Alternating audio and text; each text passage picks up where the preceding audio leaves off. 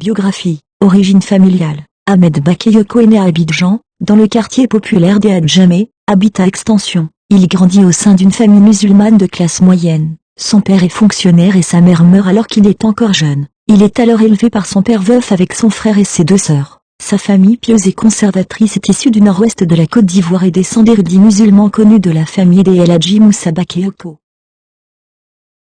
Vie privée et familiale. Marié à partir de 1995 avec Yolande Hano, de confession chrétienne et avocate au barreau d'Abidjan, Ahmed Bakayoko est père de 4 enfants. Franc-maçon, Ahmed Bakayoko est président de la Grande Loge de Côte d'Ivoire à partir de 2015.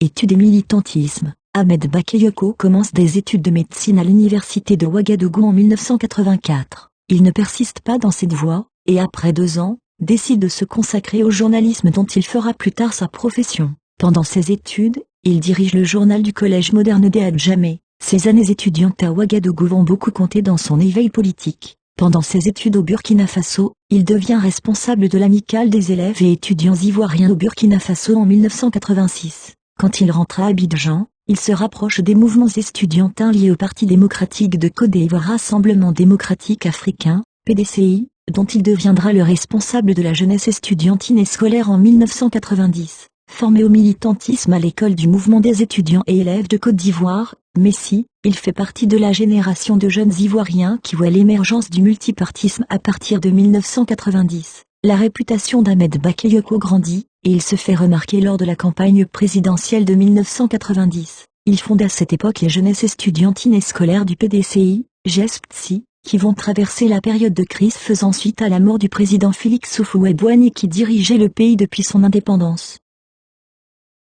Journalisme. À 25 ans, en 1990, il fonde le quotidien Le Patriote dont il est directeur de publication jusqu'en 1993. Leur étudiant influé au sein du PDCI, il finit par obtenir que son journal devienne l'organe de presse du Rassemblement des Républicains, RDR, fondé par Jenny Kobina lors de la scission du PDCI historique. En 1993, 3 ans plus tard, il est le premier PDG de Radio Nostalgie Côte d'Ivoire à sa création. En 2000, il devient PDG de Radio Nostalgie Afrique. Trait d'union. Parcours politique. Début. Ahmed Bakayoko devient membre du Rassemblement des Républicains, RDR, dès sa fondation en 1994. Le parti est ensuite regroupé avec d'autres au sein du Rassemblement des Houphouëtistes pour la démocratie et la paix, RHDP. Lors de la formation du gouvernement de réconciliation nationale consécutive aux accords de Linas Marcoussi, 2003, Guillaume Soro, dont Bakayoko est proche, propose au président Ouattara qu'Ahmed Bakayoko obtienne le portefeuille de ministre des Nouvelles Technologies de l'Information et de la Communication,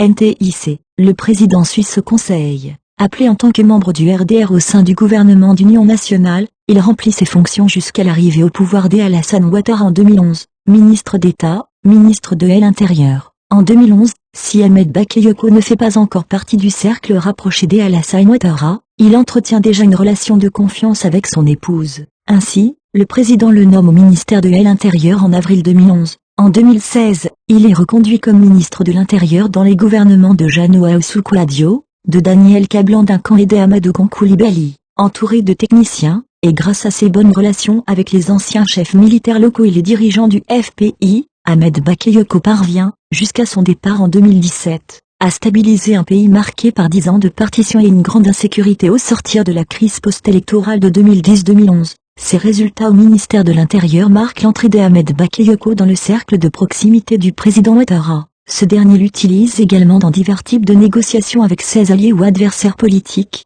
voire lors de négociations régionales en Afrique de l'Ouest. Ministre d'État, ministre de la Défense. En juillet 2017, quelques mois après les mutineries des forces armées de Côte d'Ivoire, FANCI, aujourd'hui FACI, Ahmed Bakayoko est appelé au ministère de la Défense afin notamment de rétablir l'ordre dans l'institution militaire. Il est chargé de mettre en place la réforme du secteur de la sécurité, RSS, ivoirien, embourbé depuis 2011, et de faire appliquer la loi de programmation militaire adoptée en 2016. À cette époque, les FACI sont des troupes mal équipées, mal entraînées, peu fiables et non opérationnelles. Ce manque d'organisation au sein des FACI constitue alors un réel problème, étant donné leur importance, tant opérationnelle, protection contre les nombreuses menaces qui guettent le pays, banditisme, bandes armées, trafics illégaux, terrorisme, que plus symbolique, en tant que ferme de cohésion nationale. Sous son égide, Les FACI voient leurs effectifs restructurés, 4000 départs à la retraite, leur chaîne de commandement rationalisée et purgée de leurs éléments trop politisés et peu compétents.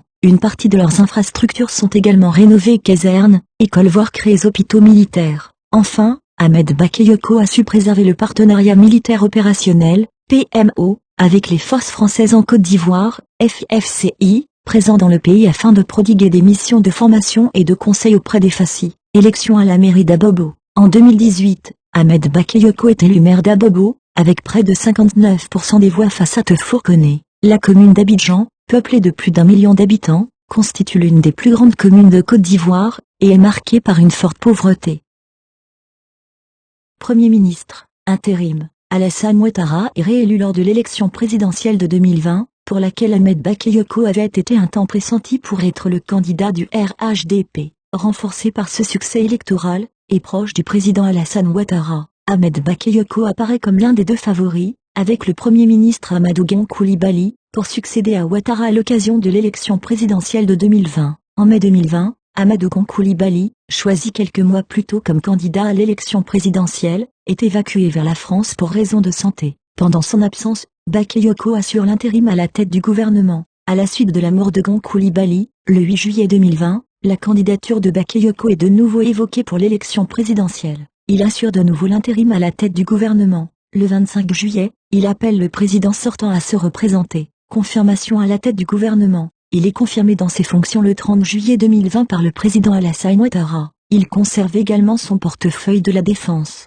Il prend ses fonctions le 4 août 2020. Ouattara annonce sa candidature le 6 août et remporte l'élection. Maladie, hospitalisation et mort. À partir de la fin de l'année 2020, Ahmed Bakayoko se plaint d'une importante fatigue. Il est en parallèle atteint par la maladie à coronavirus 2019 Covid-19 et par une sévère crise de paludisme. Très affaibli, il est transporté vers la France le 18 février 2021. Il est soigné à l'hôpital américain de Paris, où il avait effectué une série de tests médicaux le mois précédent et où il reçoit la visite d'Alassane Ouattara. En fait atteint d'un cancer du foie en phase terminale, il voit son état de santé se dégrader fortement. Il est envisagé le 4 mars qu'il subisse une greffe en Turquie, mais les médecins le jugent trop faible pour être opéré, et l'envoient le 6 mars au centre hospitalier de Fribourg-en-Brisgau, en Allemagne, pour lui administrer un traitement expérimental. Alors que la presse révèle le jour même la nature de sa maladie. En son absence, il est élu député lors des élections législatives du 6 mars. Le 8 mars, conscient de la gravité de la situation, le président Ouattara signe 2 décrets portant intérim d'Ahmed Bakayoko qui fait l'objet de rumeurs sur son décès, le remplaçant par Patrick Hachi à la tête du gouvernement,